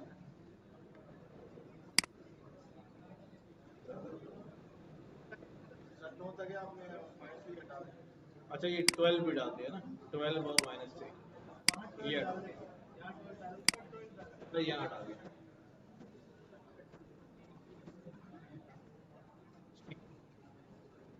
अच्छा भाई ये देखो क्या हुआ जी, हमने एक ऐसा रूल फाइंड आउट कर लिया अल्टीमेटली जिसने क्या किया भाई, सारे पॉइंट्स को सेटिस्फाई कर दिया। इसका मतलब क्या हुआ कि हमारा रिजल्ट 100% आएगा, लेकिन लेकिन ऐसा हमेशा होता नहीं है। हमारे पास आमतौर पर जो डेटा होता है वो बड़ा इतना सिंपल होता नहीं है। देखो इस तरह का डेटा होता है, तो जब इस तरह का डेटा है तो कोई लीनियर फंक्शन ऐसा नहीं है जो सारे पॉइंट्स को क्या कर सके। इसका मतलब हुआ कि ये इसका मतलब क्या है, इसका मतलब ये है कि यहां पर जो है x की वैल्यू इस तरह से सेट है कि बजाय यहां 11 के यहां -15 लिखा हुआ है। अब आप रूल ढूंढते रहे, क्या होगा, मिलेगा ही नहीं। वो रूल जो है वो मिलेगा ही नहीं, क्योंकि वो इस इक्वेशन पे ये दो सेटिस्फाई हो गए, तीसरा नहीं हो रहा होगा, और तीसरे को सेटिस्फाई करने जाएंगे तो पहला नहीं हो रहा होगा, क्योंकि अब डिस्टर्ब हो गया, लाइन से हट गया, वो ऊपर नीचे हो गया। तो ऐसी सूरत में बेस्ट पॉसिबल लाइन जो है वो क्या की जाती है, निकालने की कोशिश की जाती है। ठीक है, लाइक दिस जो हमें यहाँ नजर आ रही है, वो हम बाद में सीखेंगे मशीन लर्निंग के अंदर कि उसने ऐसी लाइन निकाली कि ज्यादा से ज्यादा वो पॉइंट्स जो है उसके अंदर आ जाए। तो ऐसी सूरत में कभी भी 100% आंसर नहीं आ सकता, क्योंकि सारे पॉइंट जो है वो सेटिस्फाई नहीं हो सकते। अच्छा, इस बात को हम भी यहीं कंक्लूड कर लेते हैं, क्योंकि हम बहुत आगे की तरफ जो है बढ़ रहे हैं, तो शायद वो आप समझ नहीं पाएंगे कि यार यहाँ पर जो है वो क्या हो रहा है। ये सिर्फ बताएं कि इतनी बात समझ में आ गई कि भाई क्राफ्टेड रूल्स का मतलब क्या है, कि क्लासिकल प्रोग्रामिंग अप्रोच क्या है, कि हमारे पास रूल मौजूद है और हम उस रूल में डेटा फीड करके आंसर्स निकालने जा रहे हैं। और जो मॉडर्न अप्रोच है, जहां डेटा बहुत ज्यादा है और हमें मालूम ही नहीं कि उन डेटा के अंदर क्या क्या हो रहा है, तो हम क्या करते हैं भाई, ऐसा मॉडल ट्रेन करते हैं जो हमें उसमें से वो पैटर्न निकाल के देता है कि जिस पैटर्न के मुताबिक वो डेटा जो है वो जनरेट हो रहा होता है, और हम फिर नेक्स्ट मुस्तकबिल में फ्यूचर प्रोडिक्शन उस डेटा पे निकाल सकते हैं। यहाँ तक बात क्लियर है? कोई सवाल है तो पूछे इसमें। ठीक है सबको?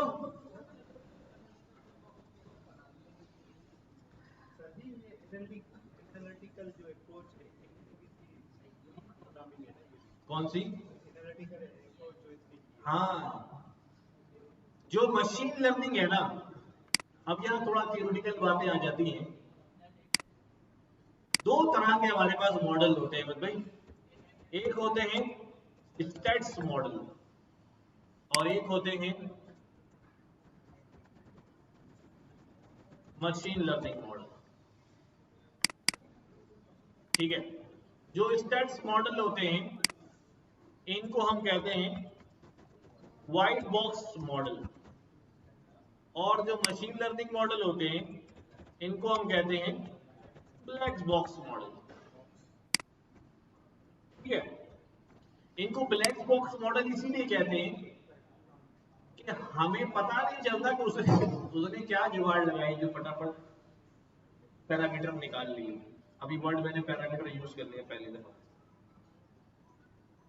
तो उसे हमें नहीं पता चलता कि भाई उसने क्या अंदर लॉजिक लगाई, क्या घोटाला किया है कि वो जल्दी से जो है वो क्या कर गया, स्लोप और इंटरसेप्ट उसने करेक्ट जो है वो फाइंड आउट कर।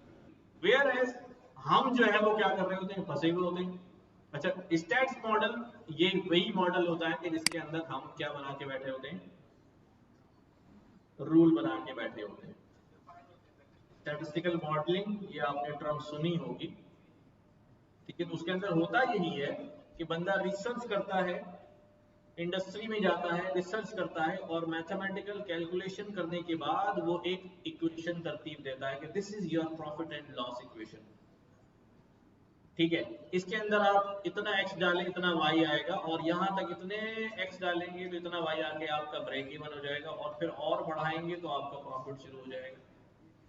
ठीक है, ये सारे काम जो है वो स्टैटिस्टिकल मॉडलिंग में किए जा रहे होते हैं। तो लेकिन उसके अंदर जो प्रोसेस इन्वॉल्व होते हैं वो सब हमें प्रोसेस जो है सारे के सारे पता होते हैं। थोड़ा सा मैं आपको यहाँ दिखा देता हूँ कि what we say about stats model and ML model. ठीक है, statistical model aim to test and generate hypothesis, उस पर टेस्ट होते हैं और हाइपोथेसिस जनरेट होता है, और वो अज्यूम कर लेते हैं कि ऐसा ऐसा होता है, उसको मॉडल के अंदर फिट कर देते हैं।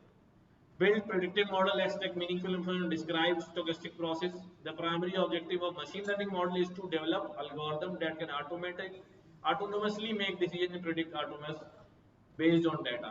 अच्छा, आसान डेफिनेशन और देखते हैं। ये कैसा मॉडल होता है? A mathematical process that attempts to describe the population from which a sample came, which allows us to make prediction for future sample from that population. तो पॉपुलेशन से क्या करता है भाई, ये हम पढ़ेंगे इसी मशीन लर्निंग के अंदर, हाइपोथेसिस टेस्टिंग वगैरह। देखो होता क्या है, समझना जरा बात तवज्जो से।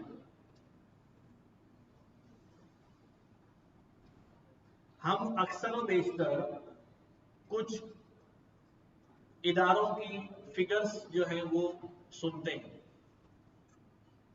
कि भाई जैसे हेल्थ का इदारा है, वो कहता है भाई पाकिस्तान में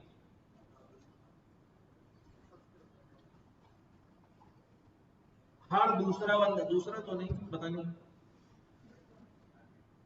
हर चौथा पांचवा बंदा जो है वो डायबिटीज का पेशेंट है। ऐसा है क्या? कुछ ऐसे ही रेशियो चल रहा है आजकल। हाँ हाँ, चौथा बंदा, चलो जो भी है लग रहा है। अब मुझे ये बताओ तो क्या हुआ, मतलब ये क्या पाकिस्तान में मौजूद 25-30 करोड़ अफराद का सबका डायबिटीज का टेस्ट कर लिया, शुगर टेस्ट कर लिया? हाँ, सबकी तो नहीं हुई ना। क्या किया, नहीं, जगह जगह से क्या करें, सैंपलिंग की। अब वो सैंपलिंग की 10 टेक्निक्स हैं, रैंडम सैंपलिंग करें, अब जैसी भी सैंपलिंग, लेकिन हर इलाके से हर शहर से क्या कर ली गई, सैंपलिंग कर ली गई, और वहां पर देखा भी क्या रेशियो आ रहा है, और उस सारे रिजल्ट को क्या कर दिया, पॉपुलेशन के लिए तस्लीम कर ले। ऐसे नहीं तस्लीम करते, वो सारे रिजल्ट को ले जाते हैं किसके ऊपर, हाइपोथेसिस टेस्टिंग के अंदर, और हाइपोथेसिस टेस्टिंग में बात जब कंफर्म हो जाती है तो फिर उससे क्या बना दिया जाता है, रूल बना दिया जाता है।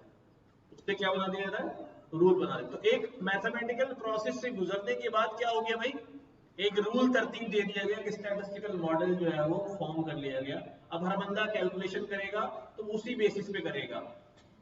ठीक है, डायबिटीज की दवाएं बनी जाएंगी तो उसी एतबार से बनाई जाएंगी जो रेशो कोड किया जा रहा है, सारी चीजें की जा रही है। वेयरएज अगर हम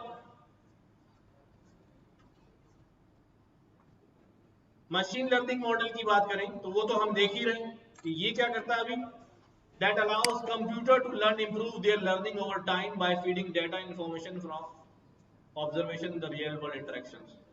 ये क्या करता है, ये खुद लर्न करता है, डेटा में जाता है, इंटरेक्शन करता है, पैटर्न निकालता है, सीखता है, अपने पैरामीटर एडजस्ट करता है, और ये सारा चीज करता है। तो the field of study that gives computer the ability to learn without explicitly program. अब हम कोई प्रोग्राम नहीं लिखेंगे, कोई इफ एल्स बट, कोई कुछ भी नहीं बताएंगे, उसे सिर्फ क्या देंगे, भाई ये लो डाटा, प्रीवियस डाटा है और ये हुआ था इस डाटा के साथ, वो देखेगा भी क्या हुआ था, क्या पैटर्न है, मैप करना सीखेगा खुद ही। हम नहीं बताएंगे कि कान ऐसा हो, नाक ऐसी हो तो भाई घोड़ा है, दुम ऐसी हो तो गधा है, कुछ भी नहीं बताएंगे। हम सिर्फ उसे दिखाएंगे एक जानवर, और कहेंगे कि ये जो तुम्हें नजर आ रहा है ये क्या है, ये गधा है। अब वो गधा क्यों है ये मैं नहीं बताएंगे उसे, आप नहीं बताएंगे, वो खुद ही उसके फीचर्स को क्या करेगा, लर्न करेगा, उनके पैटर्न को लर्न करेगा। आप ऐसी कई एग्जाम्पल दिखाएंगे, फिर दिखाएंगे जैसे ह्यूमन लर्न करता है। एक बच्चे को ले जाए, चिड़ियाघर ले जाए, छोटा बच्चा हो जो पहले कभी चिड़ियाघर ना गया हो, तो आपसे पूछता है ना भाई अब्बा ये क्या है, आप कहते हैं बेटा ये हाथी है। तो अब आप उसे ये नहीं बताते कि भाई हाथी की सूंड ऐसी होती है, टांग ऐसी होती है, कान ऐसे होते हैं, दुम ऐसी होती है, पैर ऐसे मोटे होते हैं, नहीं, बच्चा थोड़ी उसको देखता है, ठीक है। फिर क्या होता है, फिर थोड़े आगे जाता है, वो हाथी का बच्चा घूम रहा होता है, तो बच्चा क्या बोलता है, ये हाथी नहीं है, क्योंकि इसका तो साइज छोटा हो गया। क्यों, क्योंकि उसने फीचर्स को लर्न किया है। अगर ये इफ एल्स से लिखा होता तो हाथी का एक ही साइज डिफाइन होता वहां पे, और फिर जैसे ही उसको घुसाते हैं वो कहता भाई साइज में फेल हो गया, हाथी है ही नहीं। हाँ हाँ, अगर एक वैल्यू 99 है और एक वैल्यू 99.0001 है तो टेस्ट फेल हो जाएगा ना। तो टीचर से लर्निंग यही होती है, इसीलिए वैरायटी ऑफ डाटा, और डाटा देते हैं, और डाटा देते हैं, ताकि हर चीज हर एस्पेक्ट से वो क्या कर ले, सीखना शुरू कर दे, ठीक है, और मैप करना सीख ले। आइंदा जब वो चीज आती है तो वो अपनी लर्निंग जो उसने लर्न की होती है कि यार ये फीचर जो नजर आ रहे हैं ये हाथी के हैं या घोड़े के हैं, तो उससे वो चीजें जो है वो मैप करना सीख लेता है। चलते हैं। तो ब्लैक बॉक्स मॉडल और व्हाइट बॉक्स मॉडल, जो मशीन लर्निंग मॉडल है वो क्या कहलाते हैं, ब्लैक बॉक्स मॉडल कहलाते हैं। क्योंकि अब जो बच्चा दिमाग में सोच रहा है कि ये हाथी है तो क्यों है, वो आपको नहीं पता, बस उसने सीख लिया कि ये हाथी है, और आइंदा आइडेंटिफाई भी कर ले कि हाथी है। अब उसे पूछो कि बेटा क्यों ये हाथी है, तो एक्सप्लेन करना शायद मुश्किल रहेगा। भाई इसे कान बड़े था, बोलो कान तो उसके भी बड़े थे, इसकी टांगे मोटी हैं, तो फिर वो तो बैल की मोटी मोटी टांगे थी। एक्सप्लेन करना मुश्किल है, एक ब्लैक बॉक्स है के अंदर क्या चल रहा है।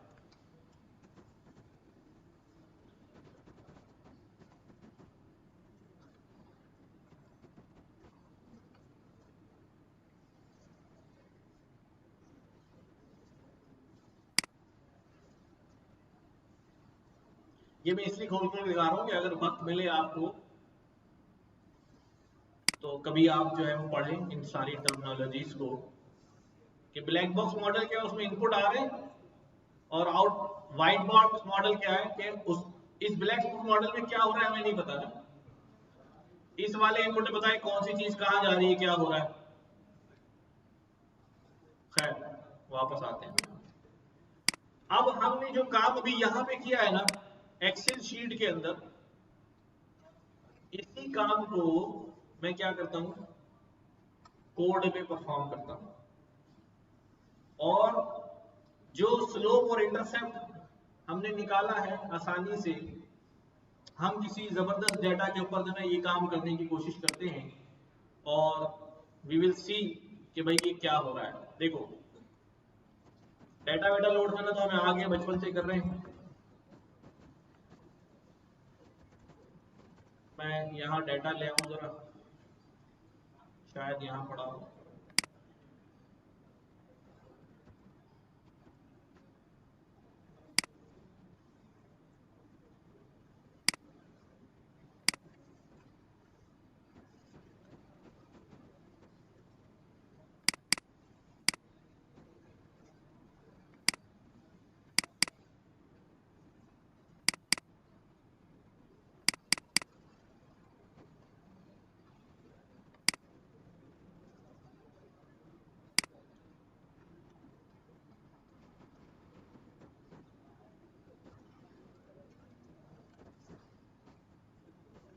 तो ये हमारे पास डेटा है, और डेटा में मैं ऐड कर रहा हूँ तो ये है कि भाई वो मर्द है या औरत, उसकी हाइट इतनी है तो उसका वेट इतना है। अभी मैं जेंडर को हटा दूंगा और सिर्फ क्या ले लूंगा, दो ही चीजें ले लूंगा।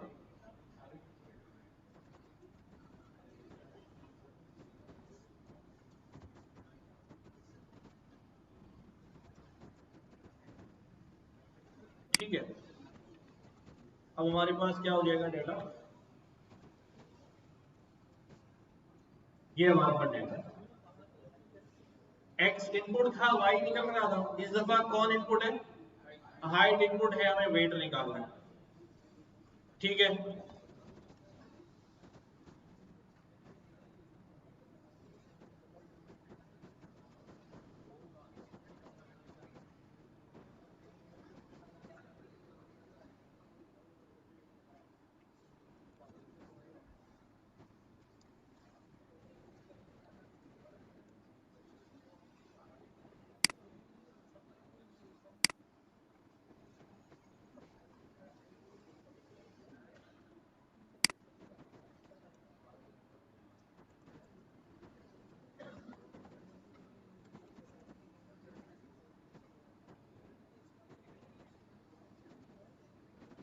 सही दिख रहा हूं?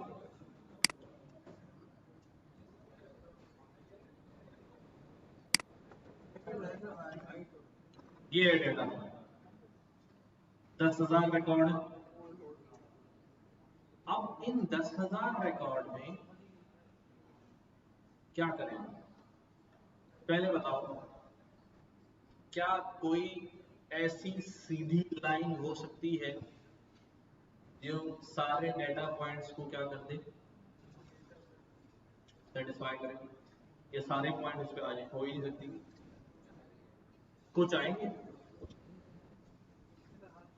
अब मैं क्या करता हूं, अब मैं आपसे कहता हूं कि मैं एक फंक्शन बना रहा हूं लाइन ड्रॉ करने के लिए। समझना जरा, ये फंक्शन क्या करेगा, इनपुट लेगा, किसको किसको लेगा भाई, हाइट को। ठीक, एक्स वाई कर दो उसको।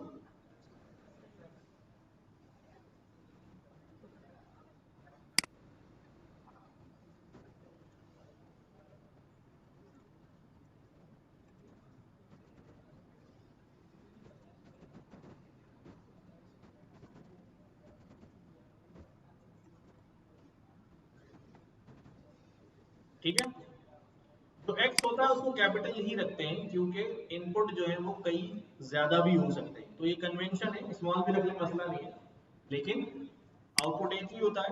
x में हाइट और दूसरी चीजें भी इन्वॉल्व हो सकती हैं, इसलिए उसको कैपिटल से मेंशन करते हैं। जो मल्टीपल कॉलम्स होते हैं हमेशा उनको कैपिटल से लिखते हैं। तो अब मैं यहाँ पे कर देता हूँ एक्स वाई। ठीक है, मैंने कहा भाई कि एक लाइन प्लॉट होगी और इनपुट में क्या आएगा हमारे पास, नहीं, पहले यहां समझो, लाइन की इक्वेशन क्या होती है, एम एक्स प्लस बी। सही है, एम एक्स प्लस बी। हमारे पास एक्स जो है वो मौजूद है, जो हमारे पास इनपुट में आएगा। सही है, और हमें अब मुझे इसके साथ क्या क्या भेजना है, मुझे एम और बी, ये दो अगर मुझे पता चल जाए तो मेरी क्या ड्रॉ हो सकती है, लाइन ड्रॉ हो सकती है। ठीक है, अच्छा, हम यहां से x भेज रहे हैं और y निकल रहा है। एक y तो हमारे पास पहले से मौजूद है, तो इसको कहते हैं हम ओरिजिनल y, और इस वाले को क्या कहते हैं, प्रिडिक्टेड y, कि ये प्रिडिक्ट हो रहा है। क्या कहते हैं, प्रिडिक्टेड y। सही है, समझ में आ रही बात, प्रिडिक्टेड y। अब मैं क्या करूंगा, अब मैं यहां वही बोलूंगा, plt डॉट स्कैटर,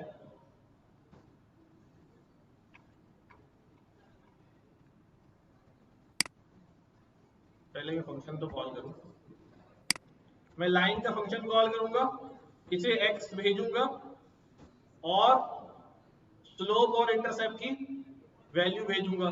अभी मुझे नहीं पता तो मैं यहाँ डिफॉल्ट में वैल्यू लिख रहा हूं, स्लोप भी 0 और इंटरसेप्ट भी 0। यहां मेरे पास आ गया है y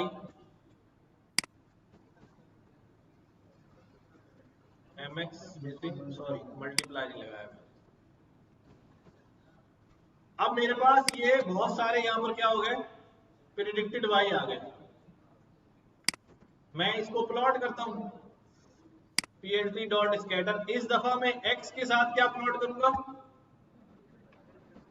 जो प्रिडिक्ट होके y आया ये वाला, इसको मैं y कहा, इसको py कह देता हूं।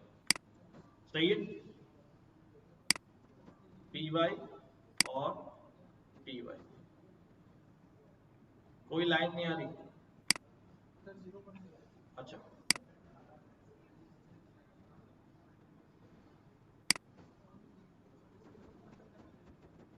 एक मिनट वो जरा से अभी सेट कर लेते हैं।